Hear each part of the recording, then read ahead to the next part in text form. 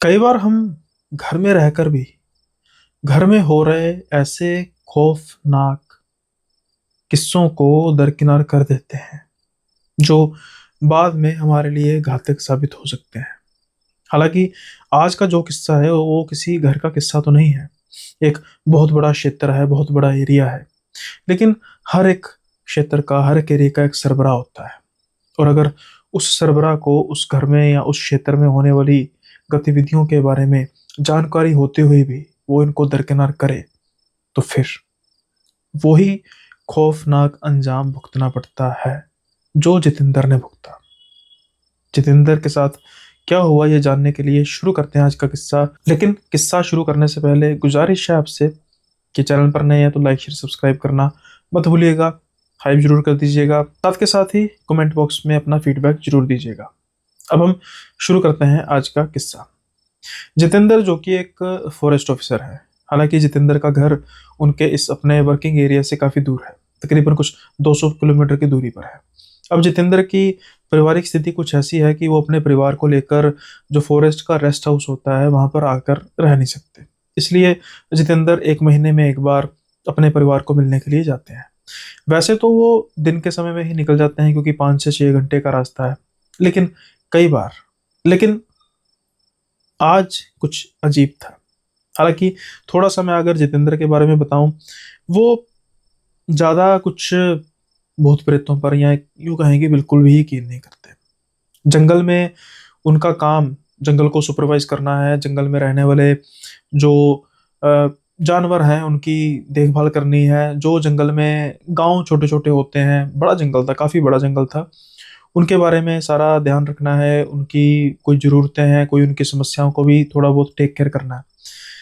अब जिस सड़क से ये घर जाते थे वो सड़क इस जंगल से भी के बीच में से होकर भी गुजरती थी। इस सड़क पर एक जगह पर एक ऐसा वृक्ष था, या यूं कहें कि है अभी भी, बरगद का एक बहुत बड़ा पेड़, बहुत घना पेड़। उसकी जो जटाएं हैं, जैसे जैसे रात होती जाती थी वैसे वैसे वो देखने में काफी भयंकर लगती थी। अब वैसे तो जितेंद्र का सब कुछ अच्छा चल रहा था। जो उसको रेस्ट हाउस मिला हुआ था वहां पर उसको एम्प्लॉयज भी दिए गए थे, जैसे साफ सफाई करने वाला, बावर्ची वगैरह। और जितेंद्र भी आमतौर पर एक अच्छे स्वभाव का था, जैसे रोब वगैरह नहीं झाड़ता था, जैसे परिवार की तरह ही मिलकर रहता था। लेकिन कई बार उसको शिकायतें सुनने को मिलती थी कि उस पेड़ के पास कुछ ऐसे हादसा हुए हैं, जैसे गांव वालों पर किसी ने हमला किया है। ये गांव वाले जो थे वो यही कहते थे कि भाई यहाँ पर कुछ ना कुछ दिक्कत है, यहाँ पर एक प्रेतनी को देखा गया। और वो प्रेतनी बेहद ही खतरनाक है और वो नगन अवस्था में रहती है। जितेंद्र को लगता था कि शायद कोई गिरोह है, कुछ ऐसा गैंग है जो यहाँ पर लकड़ी वगैरह चुराता है और नाम भूत प्रेत का लगा लेता है, जो गांव के लोगों को या बाकी आसपास के लोगों को डराने के लिए काफी है। लेकिन शायद जितेंद्र ये बस अपने आप को तसल्ली ही दे रहा था, क्योंकि वो समय नजदीक आता जा रहा था जब जितेंद्र का सामना सच्चाई से होने वाला था, एक बेहद ही खौफनाक सच्चाई से। जितेंद्र आज वैसे तो प्लान बनाकर बैठा था कि वो कुछ 3 बजे के आसपास अपने गेस्ट हाउस से निकलेगा घर के लिए और 8-9 बजे तक पहुंच जाएगा। अब ये वो इलाका था जंगल का जहाँ पर नेटवर्क की काफ़ी समस्या थी। और अभी नेटवर्क इतना स्ट्रॉन्ग था भी नहीं, बात 2007-8 के आसपास की है। जितेंद्र जब सारा अपना काम कुम कर रहा था तो कुछ उसे अचानक से जरूरी काम पड़ जाता है जो उसके तकरीबन 3 से 4 घंटे खा जाता है। अब जितेंद्र को यहीं पर 8 बज चुके थे। जितेंद्र ने अपने घर में पहले इन्फॉर्म करके रखा था और उसके बच्चों के फ़ोन भी आ रहे थे जो कि काफ़ी उत्साहित थे, महीने बाद तो मिलने जा रहा था।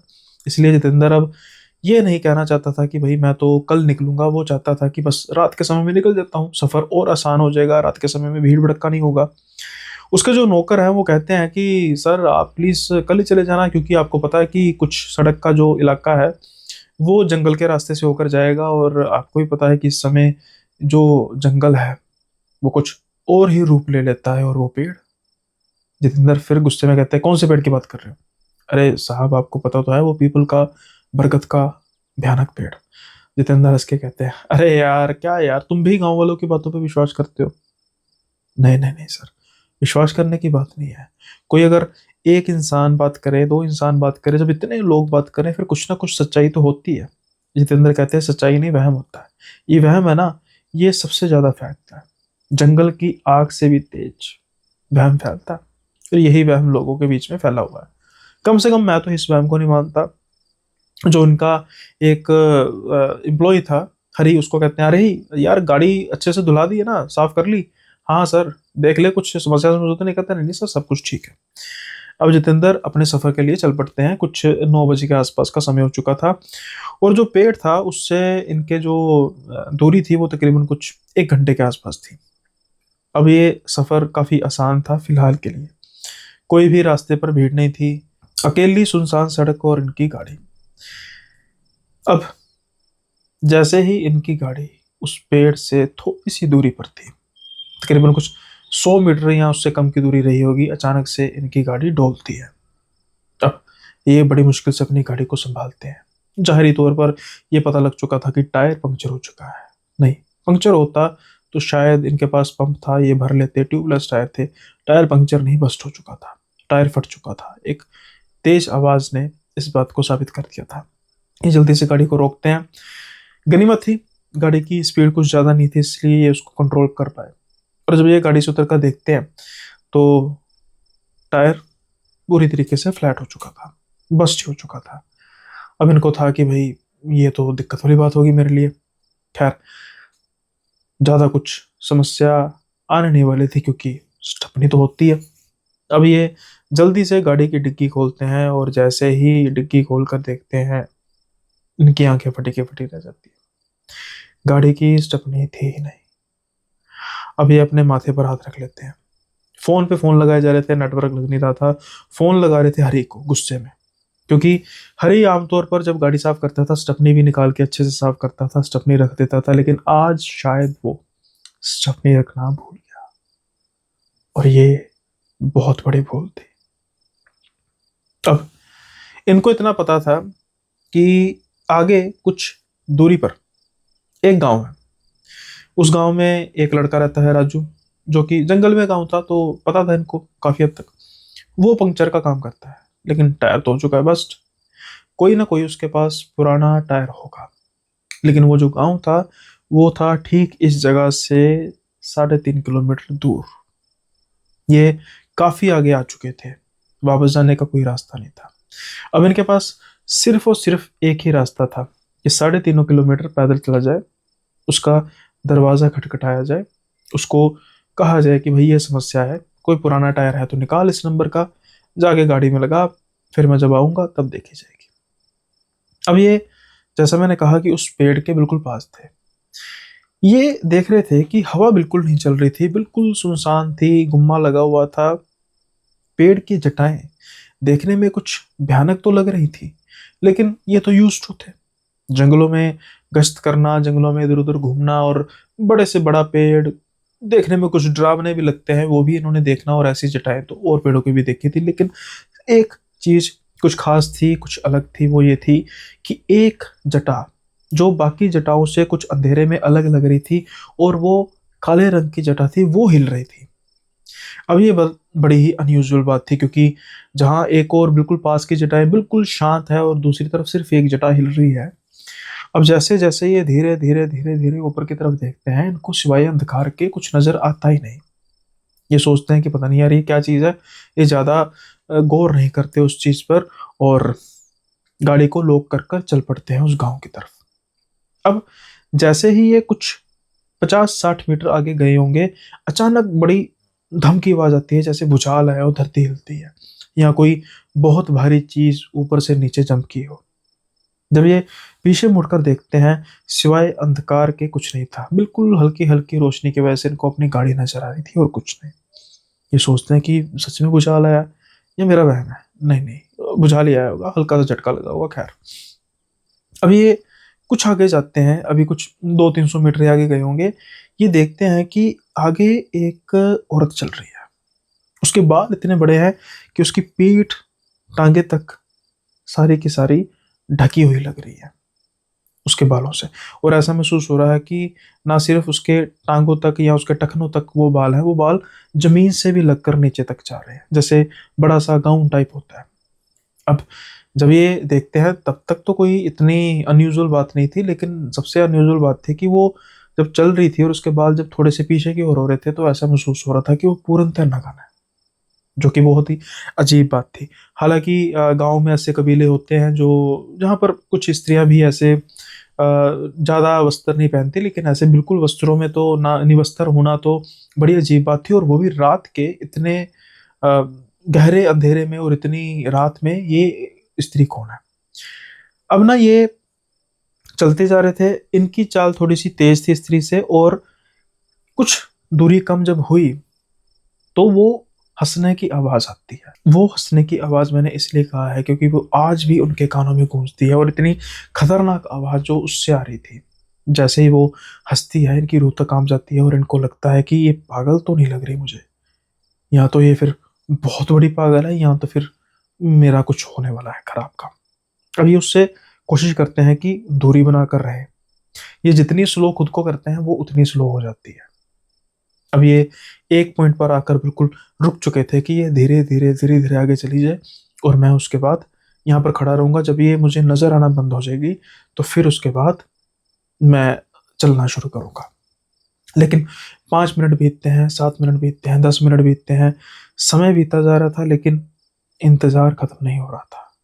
जैसे ये उस सड़क के बीचों बीच बुत बनकर खड़े थे, वैसे ही वो बुत बनकर खड़ी थी। इनको अब ये समझ नहीं आ रहा था कि ये क्या करे।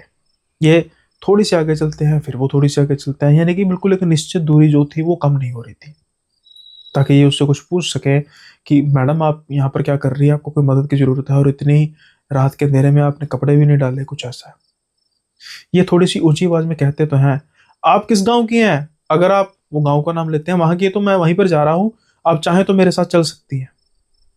अब वो हंसी की आवाज फिर से सुनाई देती है, और जैसे ही वो इनकी तरफ मुड़ के देखती है, जैसे मैंने कहा वो बिल्कुल नग्न थी, लेकिन उसके दांत जो थे वो इंसानों जैसे नहीं थे। बाकी सारा चेहरा तो इंसानों जैसा ही था। इन्होंने बड़े खूंखार जानवर देखे हैं, शेर, चीते, भेड़िए, ठीक वैसे ही बड़े बड़े दांत, मानो जैसे उनके दांतों को खींचकर, उनका जबड़ा खींचकर इसने अपने मुंह में लगा लिया। जो कि इनको समझ लग चुका था कि बस जो भी ये चीज है, अब मैं नहीं बचने वाला। अब वो जो दूरी थी उसकी तरफ से कम होने वाली थी। ये डर जाते हैं, इनको बस एक मौका चाहिए था कि ये भागें, लेकिन जिस तरफ वो थी उसी तरफ तो गांव था, ये कर क्या सकते थे। अब ये आओ देखते हैं ना ताव देखते हैं, पीछे की तरफ भाग के एक गोल घुमाव करते हैं, और कुछ ही समय में ये उसके आगे पहुंच जाते हैं। हैरानीजनक तौर पर वो वहीं की वहीं खड़ी देखकर इनकी तरफ हंस रही थी। वो बिल्कुल भी नहीं हिली, लेकिन ये समय था कि ये कम से कम भाग सकें। अब ये भागते हैं, बहुत तेज भागते हैं। इनको अपने पीछे कोई आवाज नहीं आ रही थी, ना वो इनका शायद शिकार करना चाह रही थी, ना वो इनके पीछे आ रही थी, लेकिन ये एहतियातन तौर पर भागते जा रहे थे। और भागते भागते जब गांव में पहुंचते हैं और राजू का घर बस खटखटाए जा रहे थे, राजू भी हड़बड़ाहट में खोलता है दरवाजा, और सर सर क्या हुआ साहब?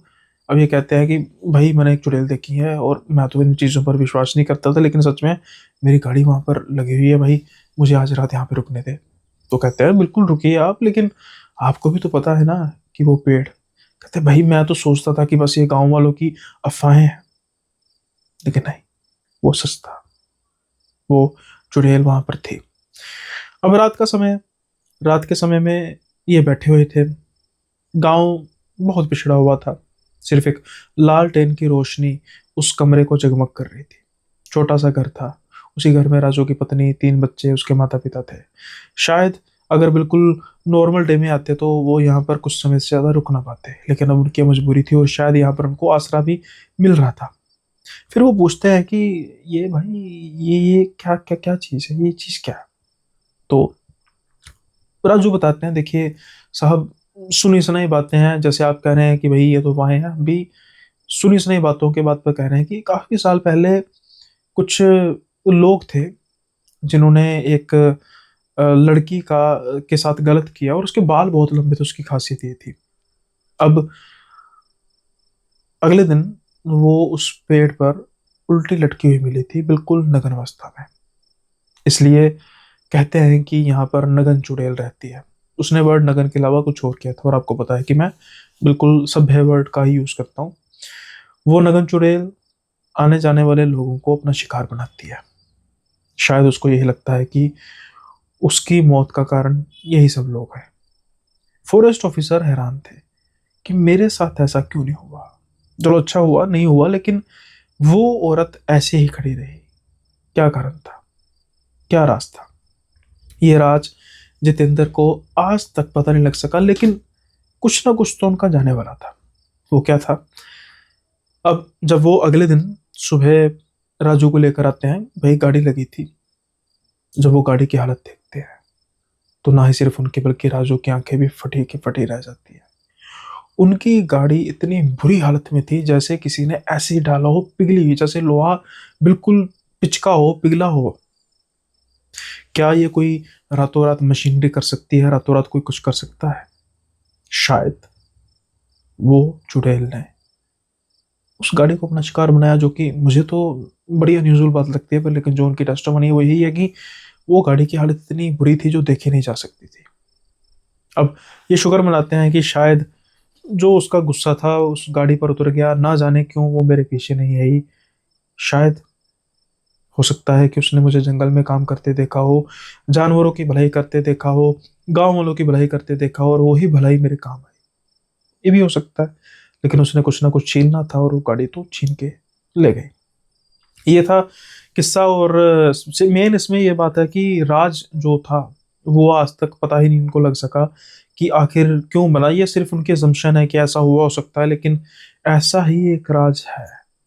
तो कहते हैं ना कि कुछ जगहों के राज हमेशा राज ही रह जाते हैं, चाहे उसको सुलझाने की जितनी मर्जी कोशिश की जाए। ऐसा ही राज दफन है हिमाचल के एक ऐसे होटल में, जो शायद राज ही रह जाएगा। क्योंकि कितना पता करने की कोशिश की गई, या यूं कहें कि शायद आरव ने भी अपने बारे में बताने की कोशिश की, लेकिन वो राज पता नहीं लग सका सुमित को।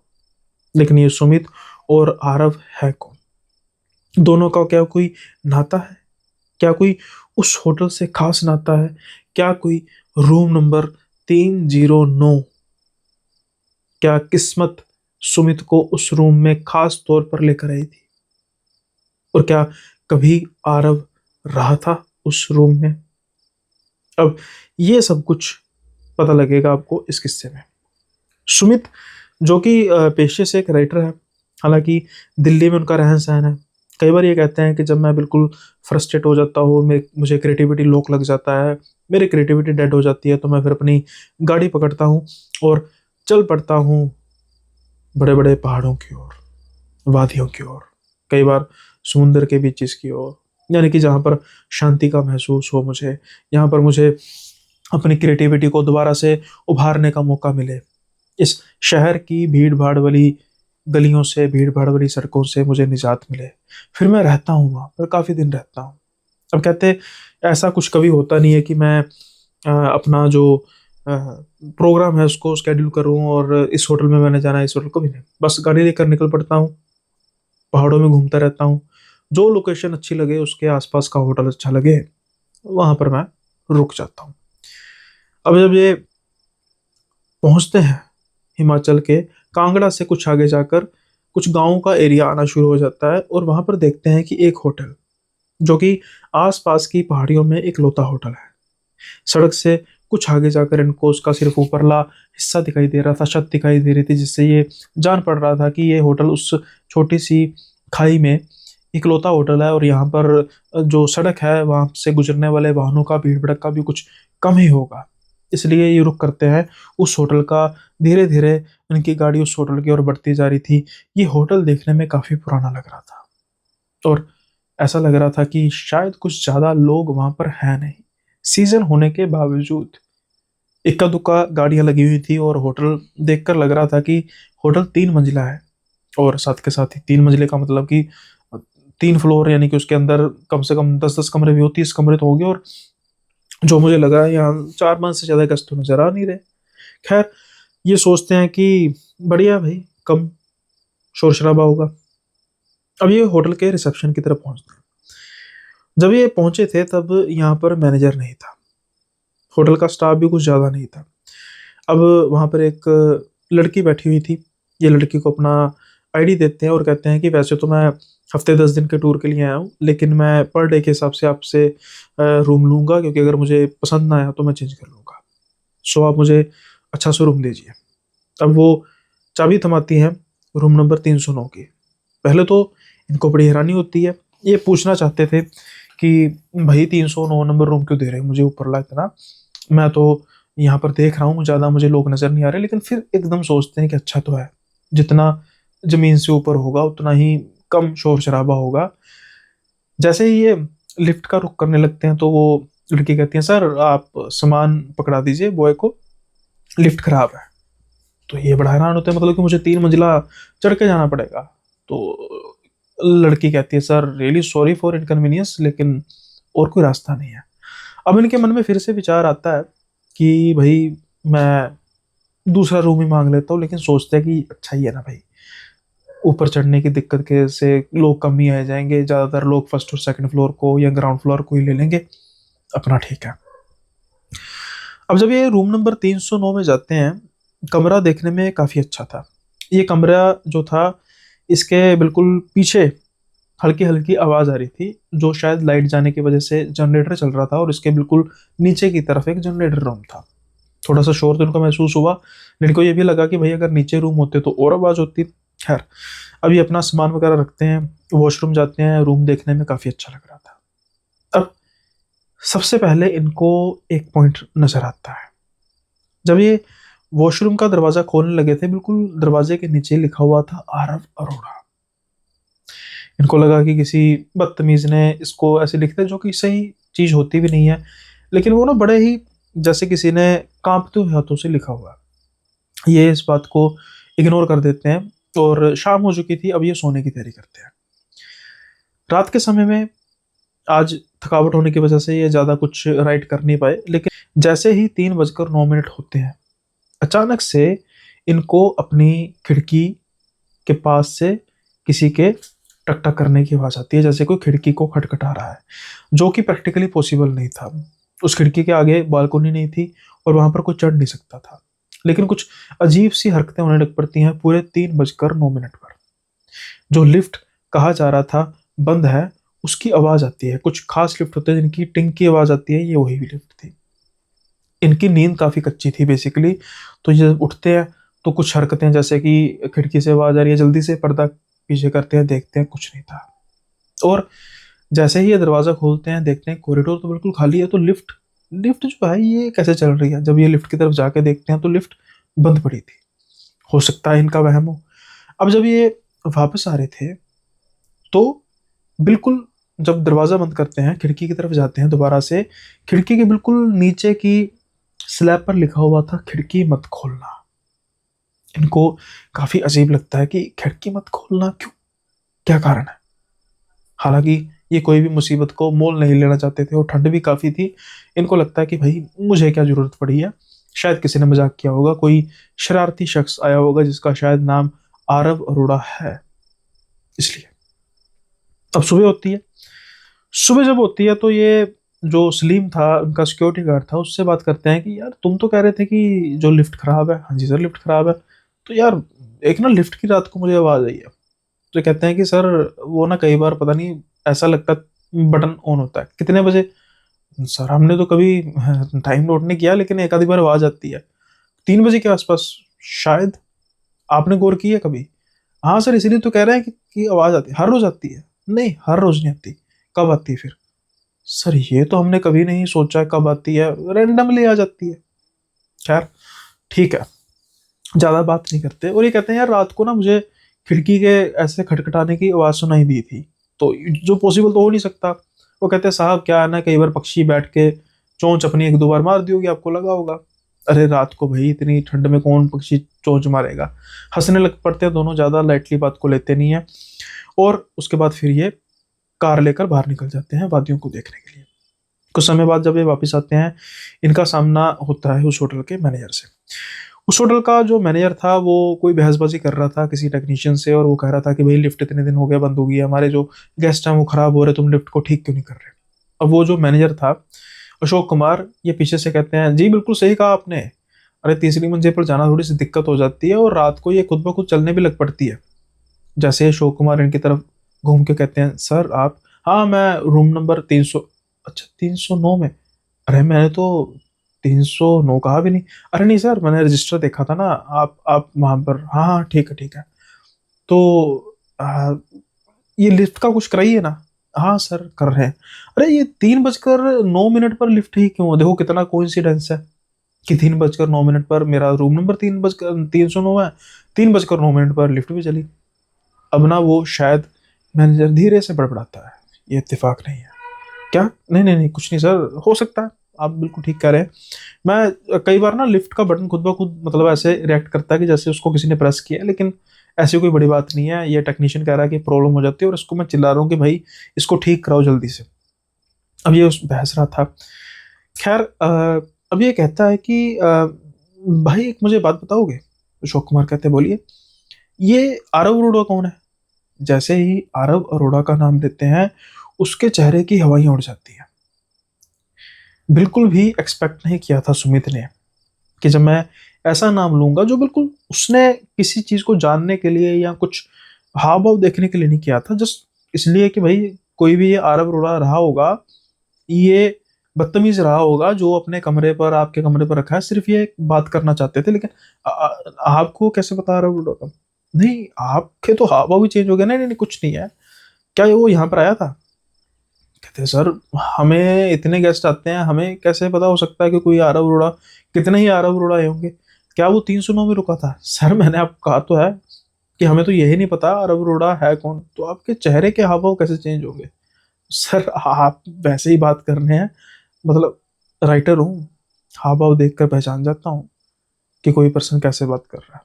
ये कहकर ये ऊंची ऊंची हंसने लग पड़ते हैं, कहते हैं अरे भाई मजाक कर रहा था, अब तो वैसे हो गया। मैं बस ये कहना चाहता था कि जो ये वॉशरूम का दरवाजा है उसके नीचे किसी ने आरव रोडो लिखा हुआ है, और किसी ने मजाक किया हुआ खिड़की के बिल्कुल नीचे के फ्रेम पर लिखा है खिड़की मत खोलना।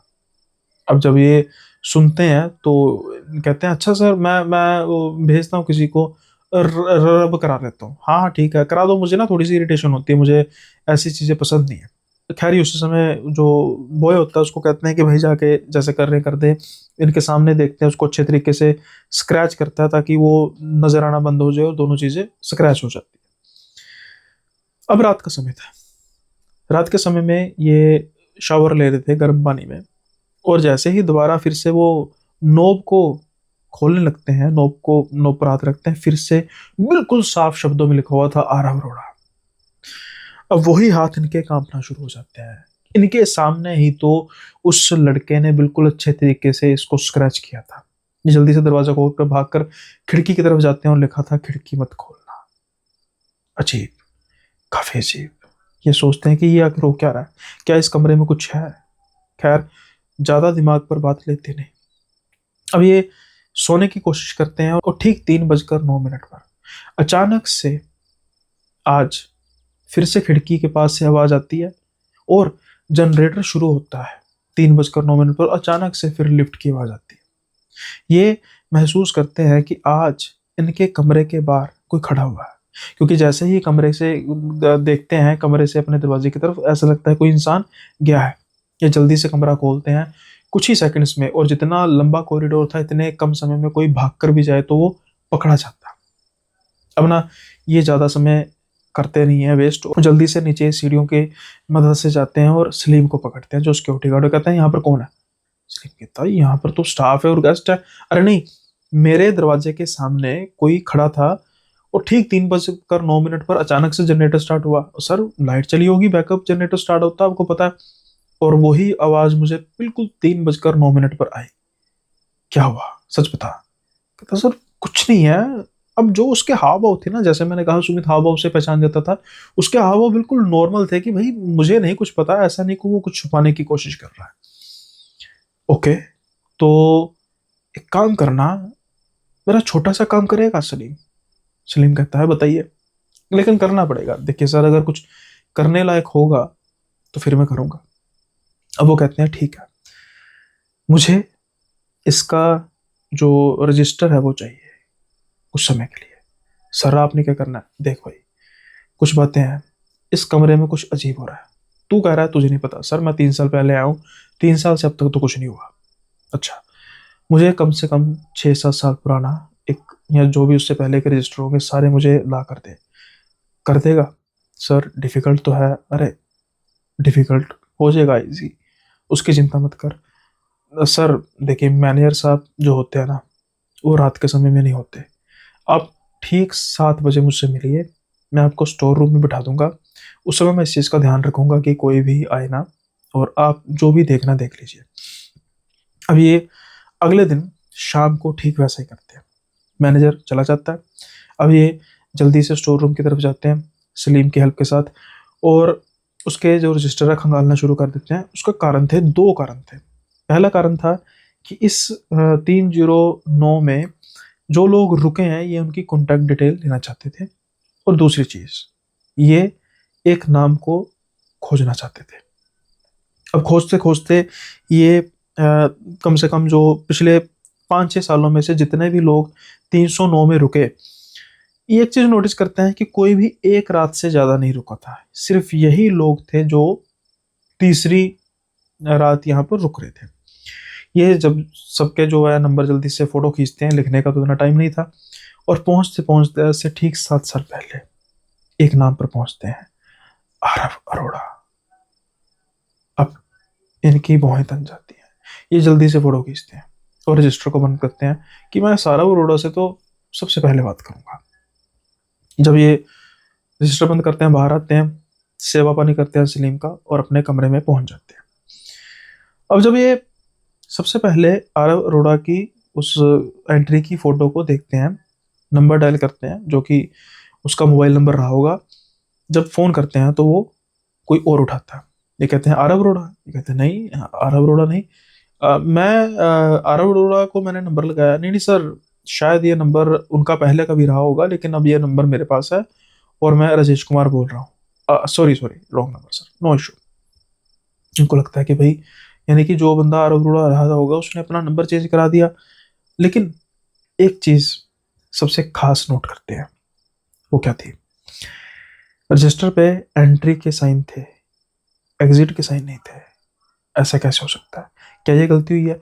अब ये जितने भी गेस्ट आए थे पिछले 7 साल में, जिनकी तादाद कोई बहुत ज्यादा थी नहीं, 40-50 के आसपास थी, वो सभी जब रजिस्टर को सारे चेक करते हैं, सबके एंट्री एग्जिट थे, और जो बाकी फोटो भी नजर आ रही होंगी, सब पे किसी एक भी पॉइंट पे ऐसा नहीं था कि एग्जिट ना हो।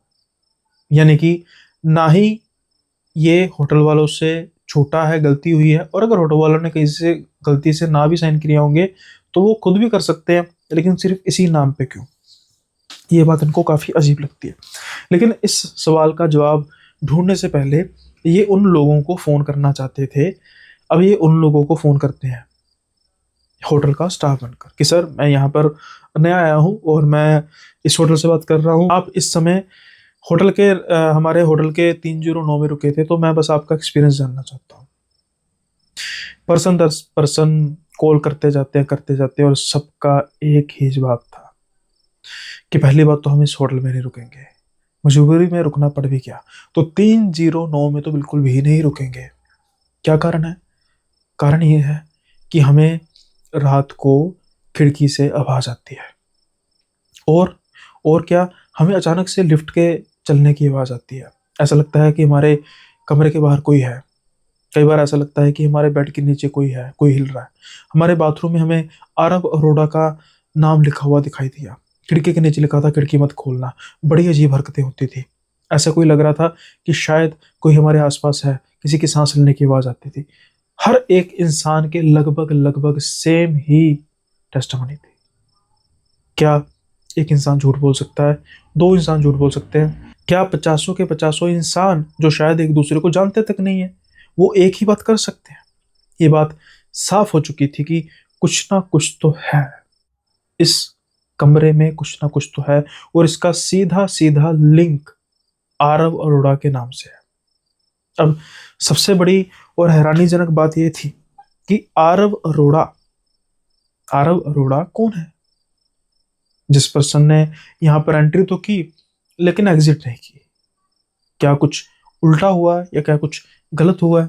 और जो ये चीजें देख रहे थे कि नाम उसका दोबारा उकेरा गया, खिड़की पर नाम उसका दोबारा हो गया, ये कोई नॉर्मल चीज नहीं थी, पैरानॉर्मल चीज थी खास तौर पर। अब ये जैसे तैसे करके अपने आप को समझाते हैं और कहते हैं कि भैया आज तो कुछ नहीं है, तो सोता हूँ। खास तौर पर आज के दिन, आज की रात कह सकते हैं, 3:09 पर अचानक से इनको लगता है कि बुझाला है। इनका बेड बिल्कुल तेज तेज हिल रहा था। ये जल्दी से उठते हैं, ये देख रहे थे कि सिर्फ इनका बेड हिल रहा है और आसपास कुछ नहीं है, बिल्कुल नॉर्मल है। खिड़की के फिर खड़खड़ाने की आवाज आती है और ये जैसे ही नीचे घुस के देखते हैं, वहां पर कुछ नहीं था।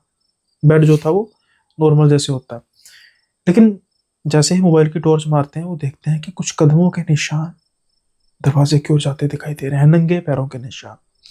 ये जल्दी से देखते हैं, गलियारा बिल्कुल साफ था, कोई नहीं था गलियारे में। और लिफ्ट की आवाज आ चुकी थी, 3:09 हो चुके थे और ये फिर सिलसिला वही दोहराया जा रहा था। इनको बड़ी हैरानी होती है इस चीज की कि भाई ये सब कुछ इनके साथ हो क्या रहा है। नहीं, इनके साथ नहीं, हर एक उस शख्स के साथ जो इस कमरे में रहा है। अगले दिन ये दो काम करते हैं।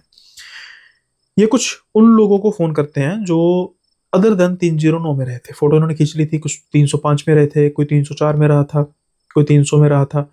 उनको फोन करके फीडबैक का फोन लेते हैं, जो रिसेंट टर्म में, क्योंकि लिफ्ट जैसे उन्होंने कहा था पिछले 2-3 महीनों से खराब है, तो 5-6 साल पहले वो लोगों को फोन करने का कुछ था नहीं। और उनसे बात की गई तो उन्होंने अपना एक्सपीरियंस शेयर किया और कहा कि बड़ा अच्छा एक्सपीरियंस था। इन्होंने वैसे ही बातों बातों में पूछा कि सर रात के समय में कभी आपको ऐसा महसूस तो नहीं हुआ कि लिफ्ट जो है वो, हाँ यार लिफ्ट खराब तो है तुम्हारी, कह रहे थे ठीक होगी है क्या? नहीं नहीं सर, हो तो गई है। अरे रात को तो कोई नहीं ऐसी आवाज आती जैसे तुम कह रहे थे, पक्का सर? नहीं नहीं सर, हमें तो कोई नहीं। कई जो थे वो ड्रिंक वगैरह करने वाले भी थे, पार्टी के, कहते भाई हम तो जागते रहते हैं, हमें तो कोई आवाज नहीं, कोई खिड़की वगैरह ना ना कुछ नहीं आया। अच्छा, ओके। अब ये बात बिल्कुल हो चुकी थी साबित कि जब भी कोई 309 में रुकता है, तभी शायद लिफ्ट की आवाज उसको ही सुनाई देती है। ये चीज पता करने के लिए इन्होंने दरख्वास्त की कि मेरा जो कमरा है उसको चेंज किया जाए। अब इनका कमरा बन जाता है 307। 307 में जब ये शिफ्ट होते हैं, और आज की रात बिल्कुल शांत रात थी। ये 3:09 होने का इंतजार कर रहे थे। जैसे ही 3:09 होते हैं, कोई भी आवाज सुनाई नहीं देती, ना ही लिफ्ट की आवाज सुनाई देती है। अब एहतियातन तौर पर इन्होंने ये कमरा एक्स्ट्रा लिया था ताकि 309 में कोई आ ना जाए। उन्होंने कहा था कि मुझे एक एक्स्ट्रा कमरा भी एक दिन के लिए चाहिए, मेरा दोस्त आएगा। अगले दिन बहाना बना देंगे कि वो आ नहीं सका, और अगले दिन ये फिर से उस कमरे की चाबी थमा देते हैं और कहते हैं कि मैं 309 में ही रहूंगा, मेरा दोस्त आ नहीं सका। अगली रात को फिर वही 309 पर सेम वही चीज दोहराई जाती है। अब ये बिल्कुल शक पका चुके थे।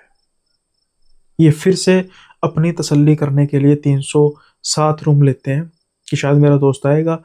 वहां पर ये अपना दूसरा मोबाइल उसको बिल्कुल लगा देते हैं फोन पर, यानी कि आवाज रिकॉर्डिंग पर लगा देते हैं कि कोई भी रिकॉर्डिंग की आवाज सुनाई दे, जो इनको यहाँ पर शीशों की या कब जो उसकी आवाज होती थी, लिफ्ट की टंग बहुत तेज आवाज आती थी, जो जाहिरी तौर पर बाकी कमरों में भी सुनाई देती होगी। और इन्होंने पहले उस दिन रिकॉर्ड करके देखी थी कि अगर मैं मोबाइल पर कोई रिकॉर्डिंग लगाऊंगा तो आवाज सुनाई देगी। और 307 जो था वो 309 से कुछ करीब था, उसकी आवाज ज्यादा आनी चाहिए थी। लेकिन अगले दिन इनके हाथ निराशा लगती है, क्योंकि वहां पर कोई किसी तरीके की आवाज सुनाई नहीं दी। कुछ बातें शायद मैनेजर को भी अटपट लग रही थी, ये बार बार दूसरा कमरा क्यों ले रहा है, कोई इसका गेस्ट आता तो है नहीं। वो पूछने की कोशिश करता है कि सर आपको कोई प्रॉब्लम हो रही है? कहते हैं नहीं, मुझे ये बताओ आरव अरोड़ा है कौन? अब ये कहते हैं सर क्या बात कर रहे हैं आरव अरोड़ा, ये मुझे क्या पता कौन है, ये आपका गेस्ट रहा होगा।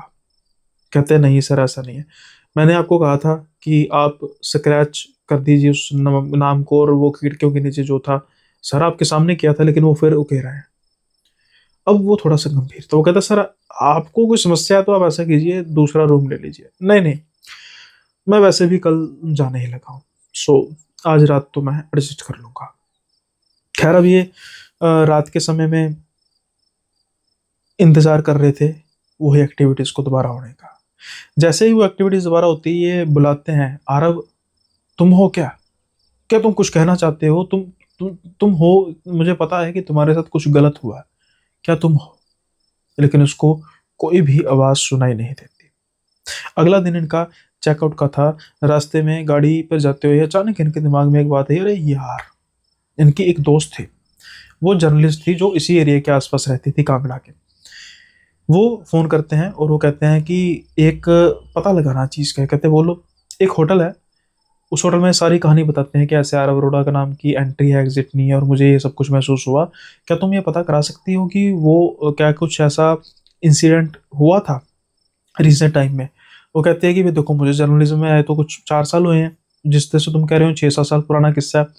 तो मैं देखती हूँ, आर्काइव्स देखती हूँ अपने सिस्टम में, और तकरीबन कुछ समय बाद इनको फोन आता है कि एक जो होटल का तुम नाम ले रहे हो, इस होटल की ओर से एक एफआईआर दर्ज हुई थी। उसमें ये बताया गया था कि हमारे यहाँ कमरा नंबर 309 में एक गेस्ट है, और उस गेस्ट का नाम आरव अरोड़ा है, और वो गायब हो चुका है। वो अपने होटल से रात के समय में बाहर गया। जो लास्ट सीसीटीवी फुटेज थी वहां तक उसकी सिर्फ नजर आ सकी थी। वो उसके बाद जंगल की तरफ अंधेरे में गया और उसके बाद कभी लौट कर वापस नहीं आया।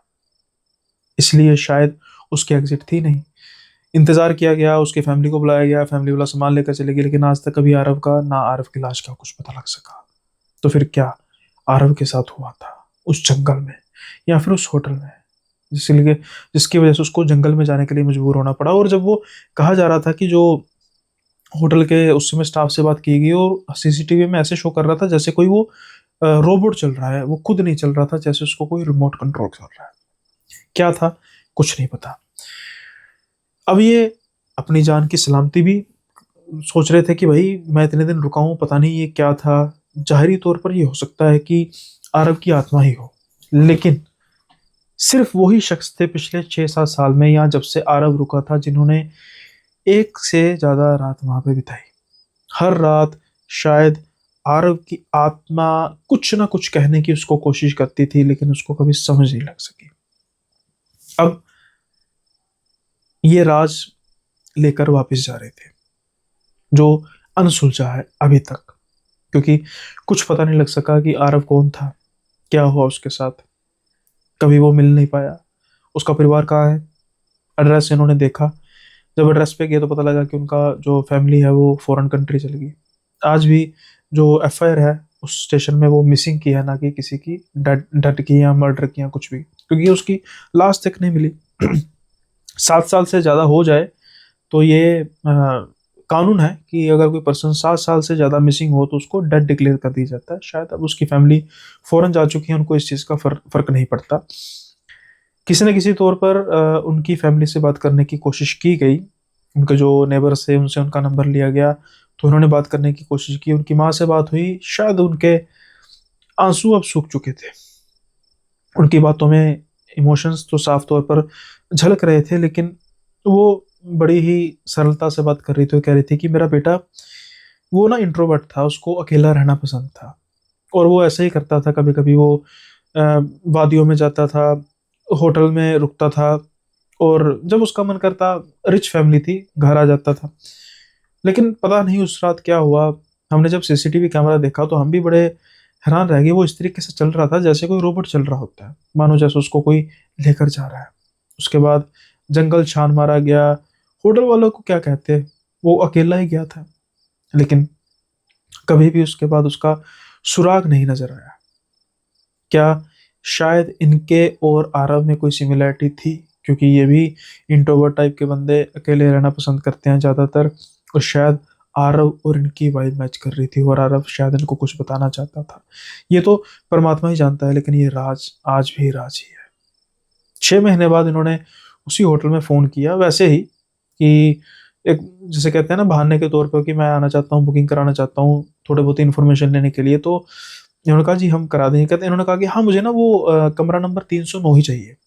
तो उन्होंने कहा सर सॉरी एक्चुअली कमरा नंबर 309 हमने ना परमानेंटली बंद कर दिया। उसका कारण सर एक्चुअली ना अ, आज से कुछ 1 महीने पहले वहाँ पर एक आदमी की डेथ हो गई थी, तो फिर उसको बंद कर दिया गया। Oh okay. डेथ का कारण हाँ, पता नहीं था सर, बस उसने फर्श को पर कुछ स्क्रैच किए हुए थे, कुछ लिखने की कोशिश कर रहा था अपने नाखूनों से।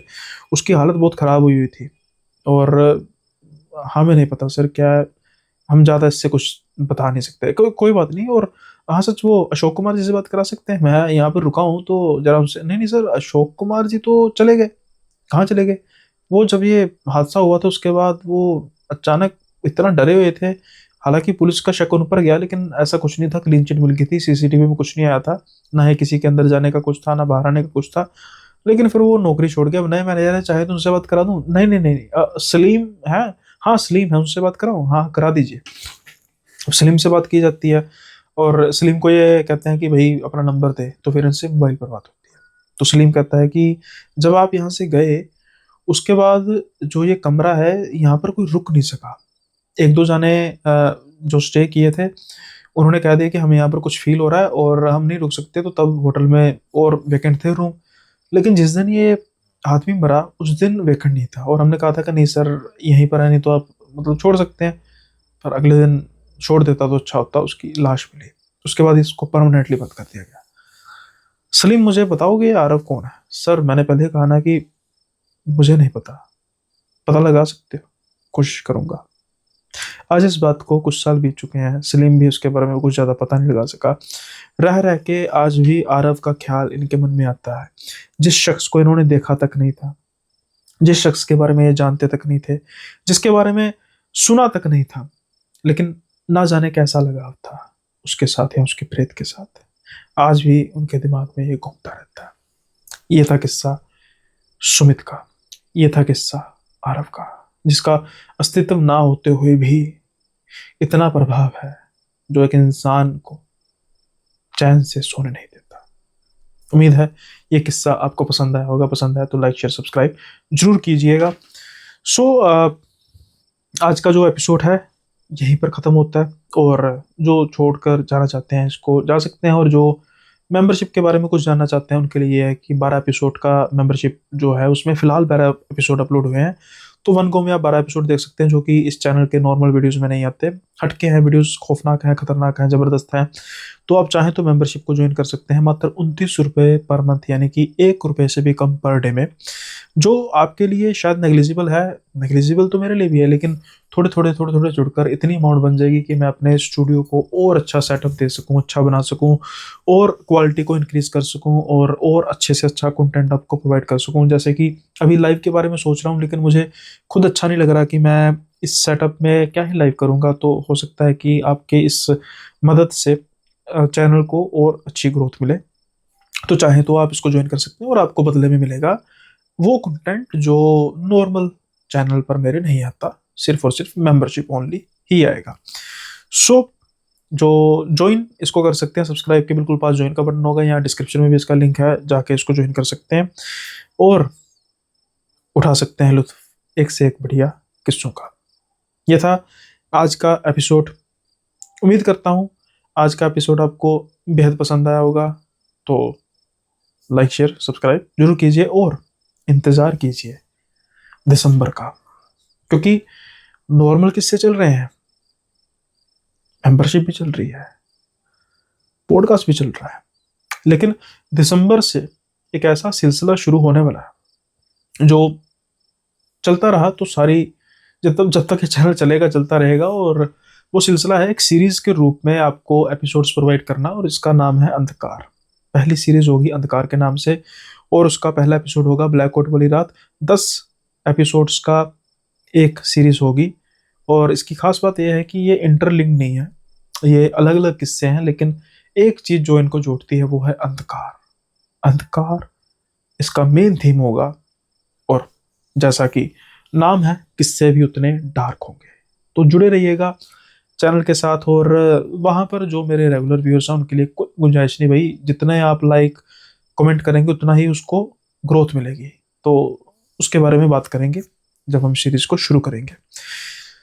उम्मीद है एंजॉय किया होगा आपने। जल्दी मिलेंगे अगले एपिसोड में नए किस्सों के साथ। तब तक के लिए बाय बाय, अपना ख्याल रखिएगा।